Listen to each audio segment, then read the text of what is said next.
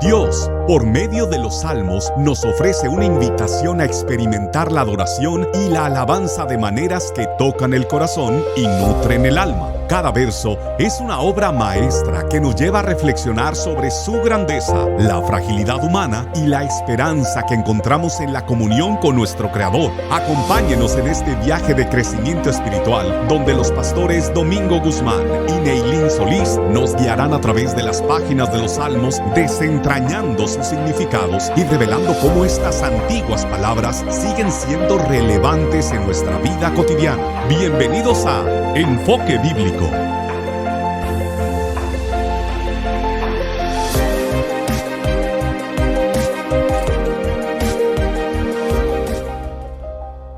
Amigas y amigos, bienvenidos a una nueva emisión de este espacio, Enfoque Bíblico. Gracias a ustedes por estar con nosotros, por su sintonía. De alguna manera hemos recibido buenas retroalimentaciones de los últimos programas que hemos hecho y por supuesto seguimos estudiando el libro de los Salmos junto con ustedes con el objetivo de que sea una oportunidad maravillosa de desarrollar el estudio bíblico sobre este interesante tema. Pastor Domingo Guzmán, bienvenido. Gracias, Pastor Neilín Solís.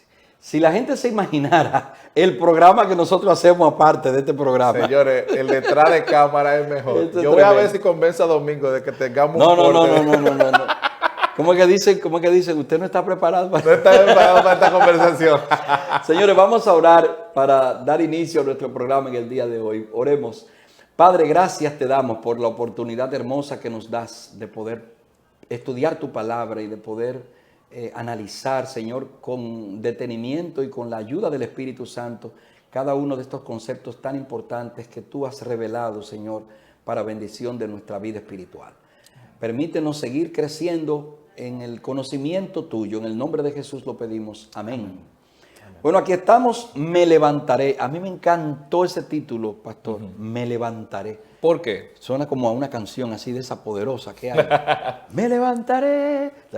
Pero el me levantaré, ¿de quién es, pastor? Porque el me levantaré que usted dice de las canciones me suena a la persona que está caída. A la persona que está en el suelo, debilitada por el dolor. Sí. La persona que está siendo atacada por la injusticia.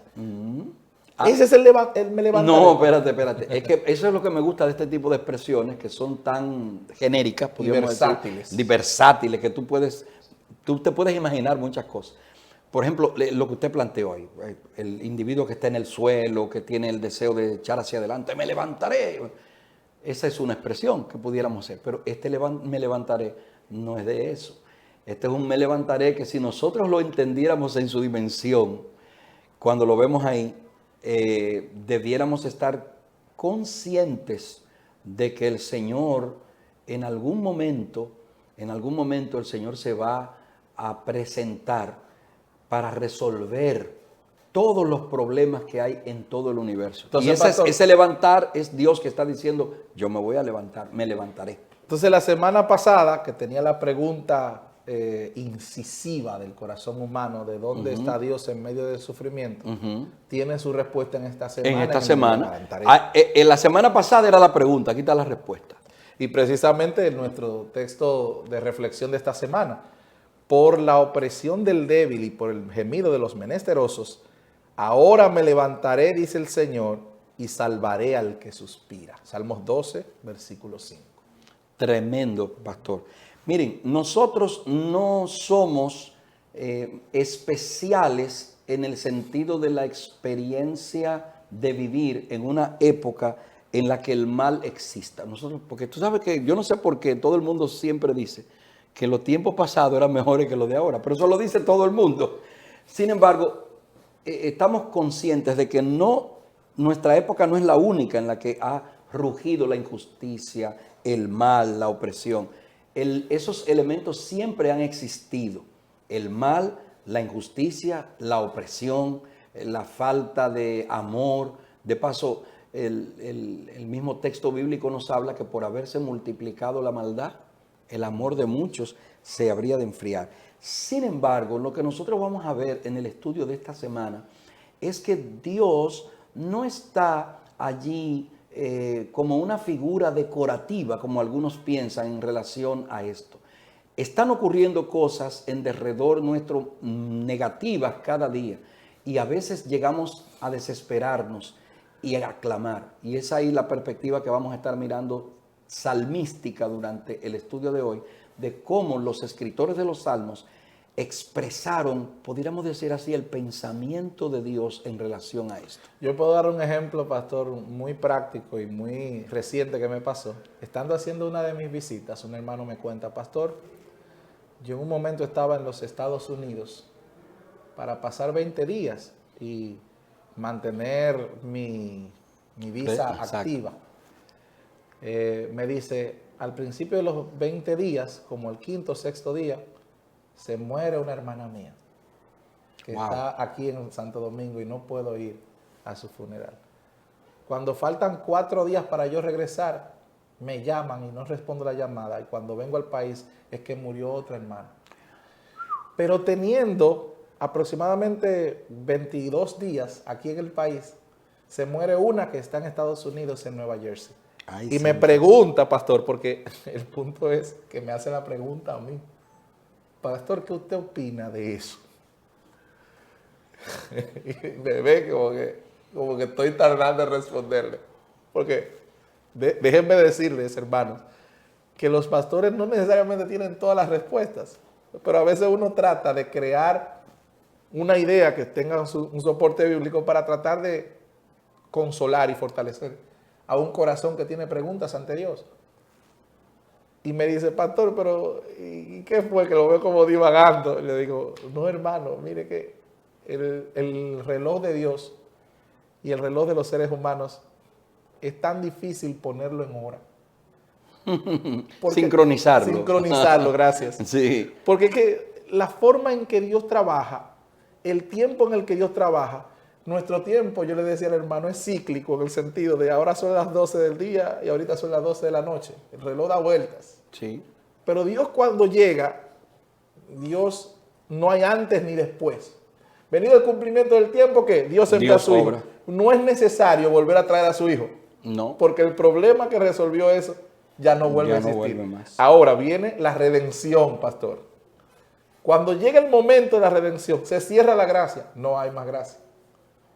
Pero después del cierre de gracia, viene la redención en la presencia de Cristo en la nube del cielo. No hay otro evento como ese. De alguna manera, Dios nos tiene un poquito de paciencia para nuestro tiempo cíclico, como para tratar de enseñarnos que después que Dios habla, no hay apelación. Él es la Corte Suprema y por esto, en esta semana hemos visto curiosas, o vamos a ver, porque nosotros lo hemos visto antes porque estamos estudiándolo exactamente antes. Pero dejamos este estudio precisamente para que usted note cómo Dios va determinando las cosas que se hicieron bien y que se hicieron mal en los diferentes procesos humanos. Así es. Pastor, estamos mirando una imagen de Dios durante esta semana muy interesante. Es el Dios que está pendiente de lo que está ocurriendo. Y hay una declaración interesante que me gustaría incluso leer textualmente. Dice, la determinación y la magnitud de los actos de Dios deberían disipar cualquier duda sobre el gran cuidado y la compasión de Dios por los que sufren o sobre su capacidad para derrotar al mal. Solo tenemos que esperar a que Él actúe. Entonces, fíjese, ¿qué me están diciendo a mí estos salmos, específicamente el Salmo 18, el Salmo 76, el Salmo 144? El 12 que vimos ahorita. ¿Verdad? Son salmos que me están hablando a mí de que Dios tiene una personificación interesante en estos salmos, como de alguien que está dispuesto a ir como guerrero majestuoso a luchar para defenderme, para resolver la situación. Es la figura del Dios actuando que tanto nosotros anhelamos ver y que hemos visto en los salmos anteriores que hemos estudiado, que representa para el ser humano una gran inquietud. ¿Por qué razón el mal triunfa? ¿Por qué le va bien a la gente que actúa mal? ¿Cómo puede ser posible que haya personas buenas que le esté yendo mal? ¿Dónde está Dios en medio de esto? Y entonces estos salmos vienen a decirme a mí, espérate, Jehová, la magnitud, oiga bien, la magnitud de los actos de Dios. ¿Qué hace Dios para actuar? Para que tú puedas reconocer, amigo que nos escuchas, la determinación de Dios a actuar para beneficio tuyo en tu vida y también para erradicar de una vez y por todas los aspectos negativos de nuestra existencia. Y es importante saber que ningún oprimido está oculto a la vista de Dios y fuera de la conciencia de Dios. Así es. Probablemente hay personas que la vida entera se la han pasado de grandes enemigos a grandes enemigos, de grandes obstáculos a grandes obstáculos. Y a veces, como es la única vida que tenemos, es probablemente incómodo, desagradable tener que pasar de una angustia a otra. Y puedo hablar con personas que reconocerían claramente, pastor, que nunca han conocido el gozo, la alegría verdadera en sus vidas, porque los momentos de satisfacción han sido tan cortos, tan breves, que no pueden decir que han tenido un momento de tranquilidad. Y los salmos hablan con nosotros cuando estamos sintiéndonos así y diciéndonos que Dios sí está pendiente, Dios sí está consciente. Cuando vemos, por ejemplo, el Salmo 9:18 que dice, porque no para siempre será olvidado el menesteroso, ni la esperanza de los pobres perecerá perpetuamente. Cuando dice el Salmo 40:17, aunque afligido yo y necesitado, Jehová pensará en mí. Mi ayuda y mi libertador eres tú, Dios mío, no te tardes. Es el pensamiento, la esperanza de un corazón que sabe el Dios en el que cree. Y por eso el estudio de los salmos es bastante variado en sus perspectivas, porque así como presenta la realidad del dolor, presenta la realidad de la justicia de Dios. No tal vez porque es una realidad experimentada en nuestra forma de ver las cosas, sino porque es la realidad última sobre la cual se fundamenta el clamor. O sea, si clamamos es porque no nos sentimos, ¿cómo se dice? No sentimos que es justificable el mal. O sea, si hay un clamor por la injusticia, es porque contamos con que hay justicia. Sí. O sea, nadie clama por una justicia que no existe. Nadie clama por algo que no existe. O sea, cuando se pide algo es porque tenemos la esperanza de que puede existir. Porque tenemos la esperanza de que si se nos escucha, encontraremos solución. Pero esa solución no está en los jueces humanos. No. Y me parece bastante curioso que hay una lección, precisamente el Salmo 82 presenta a Dios reclamándole a los jueces de esta tierra por sus procedimientos no justos. Por no hacer justicia. Qué maravilloso es saber eso. O sea, ni siquiera Dios está dejando pasar las injusticias en los procesos de nuestras autoridades. Y por eso, tal vez hablamos con alguien que tiene autoridad, o nosotros, pastor, que ejecutamos algún tipo de autoridad en la iglesia, tenemos delante de Dios un compromiso, una responsabilidad muy grande, porque parte del clamor se debe a que nosotros muchas veces dejamos pasar el dolor y el sufrimiento de las personas. Así es, así es. Yo creo firmemente, pastor, que en la medida en que nosotros entendemos estas figuras que nos presentan los salmos sobre Dios, podemos llegar en algún momento a tener la paciencia para poder esperar en el Señor el resultado de Él y no el que tal vez nosotros estamos anhelando. Muchas veces nosotros quisiéramos tomar la justicia en nuestra mano y ejecutar elementos que vinieran tal vez a resolver un problema circunstancial, valga la redundancia, un problema puntual que nosotros en ese momento lo entendemos grande. Sin embargo, planteémonos un detalle. En algún momento el Señor Jesús llegó a decir, a los pobres siempre lo tendréis con vosotros. Muchos han querido utilizar esa expresión para decir que Jesús justificó la pobreza. Sin embargo, el Señor estaba tan identificado con los pobres que cuando Él vino desde el cielo, el Señor no vino a ser un rico a la tierra, vino a ser un pobre. Por lo tanto, no es una expresión, a los pobres siempre lo tendréis con vosotros, como una especie de justificación de que la pobreza va a existir y que va a estar ahí todo el tiempo. Dios no quiere que nadie sea pobre. El Señor desea abundancia y riqueza para todos los seres humanos, para toda la creación. Dios es un Dios de abundancia. No hay problema en la abundancia. El detalle es que la perspectiva del mal es precisamente dañar la abundancia y hacer ver en que para poder llegar a tener en abundancia cualquier detalle, yo tengo que extorsionar, robar, matar, hacer cosas negativas. El Señor prefiere mejor que tú lo veas desde la perspectiva de el que clama. Cuando tengo necesidad, clamo. Cuando quiero, busco. Cuando tengo sed, me acerco al agua. Si la abundancia en algún momento a mí me va a desviar de ese sentimiento de conexión con el Dios que me suple todo, entonces hay problemas con ese nivel de abundancia. Y es allí donde nosotros tenemos que ver lo que significa el tema de Dios teniendo cuidado del menesteroso, del que necesita. De paso, las bienaventuranzas comienzan diciendo, bienaventurados los pobres en espíritu, porque de los tales es el reino de los cielos. Si yo fuera una persona que en mi idea y en mi filosofía no tuviera inquietudes y todo lo tuviera resuelto, nunca me acercaría a Dios. Sin embargo, en mi necesidad lo busco. Y esa búsqueda es también espiritual. Exacto. Y por eso hay un vínculo importante entre la justicia de Dios y el santuario. O sea, Dios manifiesta desde su santuario su justicia. Dios ejecuta su juicio desde el santuario. Y vemos, por ejemplo, lo que dice el Salmo 99, versículos 1 al 4. Jehová reina, temblarán los pueblos.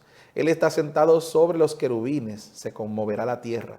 Jehová en Sión es grande y exaltado sobre todos los pueblos. Alaben tu nombre grande y temible. Él es santo. Y la gloria del rey ama el juicio. Tú confirmas la rectitud. Tú has hecho en Jacob juicio y justicia. O sea, el Dios que está entre querubines está ejerciendo una labor de juez. Está haciendo justicia.